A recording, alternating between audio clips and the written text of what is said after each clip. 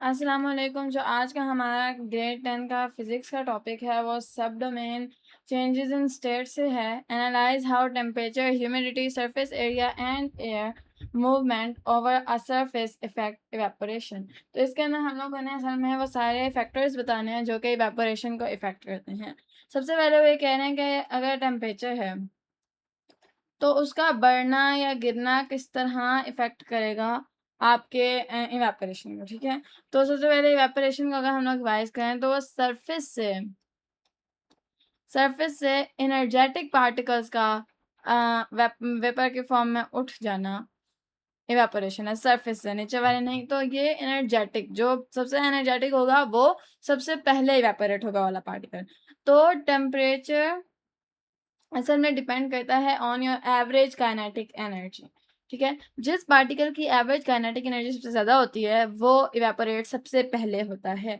तो temperature is dependent on average kinetic energy. जितनी ज़्यादा एवरेज काइनेटिक एनर्जी होगी उतना ज़्यादा टेम्परेचर होगा। इसका मतलब है कि जितना ज़्यादा टेम्परेचर होगा उतनी ज़्यादा इवेपोरेशन होगी। Temperature is directly proportional to evaporation, ठीक है? टेम्परेचर आप लोग बढ़ाएँगे तो इसकी काइनेटिक एनर्जी बढ़ेगी, पार्टिकल्स में ज़्यादा एनर्जी आएगी और उसकी वजह से ज़्यादा इवेपोरेशन होगी। तो temperature is directly proportional to evaporation. Humidity को देखें तो ह्यूमिडिटी असल में क्या है? नमी। आपके जो इर्द-गिर्द की सराउंडिंग है उसमें नमी। तो हम लोग बायोलॉजी में भी पिछले साल पढ़ के आए हैं कि जब कॉन्सेंट्रेशन ऊपर ज़्यादा है, बाहर ज़्यादा है कॉन्सेंट्रेशन, तो ये ट्रांसपायरेशन से ही रिलेटेड है ना। इवेपोरेशन, ट्रांसपायरेशन भी इसी तरह इवेपोरेशन ही थी।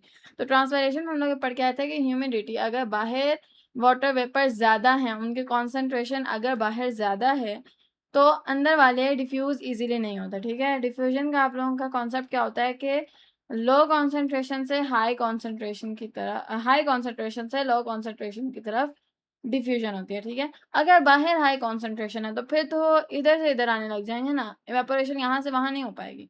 तो जितनी ज़्यादा ह्यूमिडिटी होगी उतनी ज़्यादा इवेपोरेशन कम होगी। It is inversely proportional to evaporation.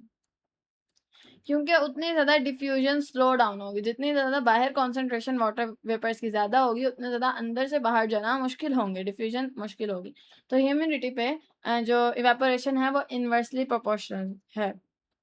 उसके बाद जो वो थर्ड चीज़ पूछ रहा है वो कह रहे हैं सरफेस एरिया बढ़ाने से इवेपोरेशन पे क्या फ़र्क पड़ सकता है? तो आप लोगों ने सारी लॉजिक इन योर आंसर लिखनी होती है, जो मैं आप लोगों को अभी उर्दू में कॉन्सेप्ट समझा रही हूँ, या आप लोगों ने इंग्लिश में लिखना होगा अपने आंसर के अंदर। तो इवेपोरेशन थी सरफेस से पार्टिकल्स का उठना, ठीक है?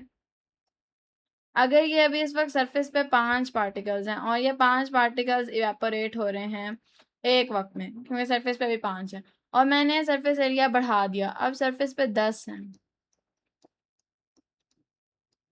तो अब ये 10 के 10 नहीं इवेपोरेट होंगे, यानी जैसे-जैसे आप सरफेस एरिया बढ़ा रहे हैं तो इवेपोरेशन ज़्यादा हो रही है ना।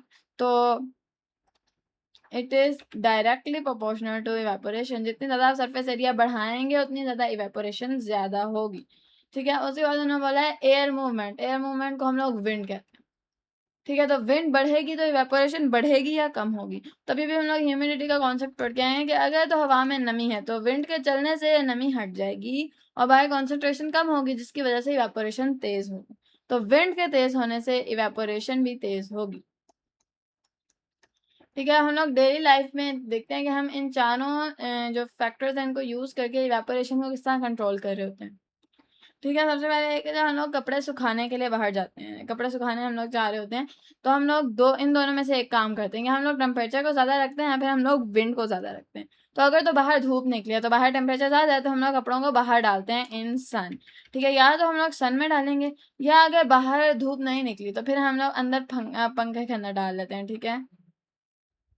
तो हम लोग या तो विंड बढ़ाते हैं या फिर हम लोग टेम्परेचर बढ़ाते हैं, ठीक है? उसके बाद हम लोग इन दोनों को किस तरह कंट्रोल करते हैं, हम लोग ह्यूमिडिटी को कम से कम करने की कोशिश करते हैं, ठीक है? बाहर अगर सूरज है तो बाहर ह्यूमिडिटी कम ही होती है सराउंडिंग्स में आप लोगों के नॉर्मली, और अगर तो बाहर सूरज नहीं है इसका मतलब है बाहर ह्यूमिडिटी ज़्यादा है, तो हम लोग अंदर विंड के अंदर लगाते हैं ताकि ह्यूमिडिटी को हम लोग कम रखें और इवेपोरेशन ज़्यादा जल्दी हो, कपड़े जल्दी सूखें।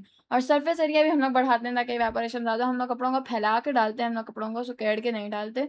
तो इन चारों हम लोग फैक्टर्स को यूज़ करके इवेपोरेशन को in our daily life control कर रहे होते हैं, ठीक है?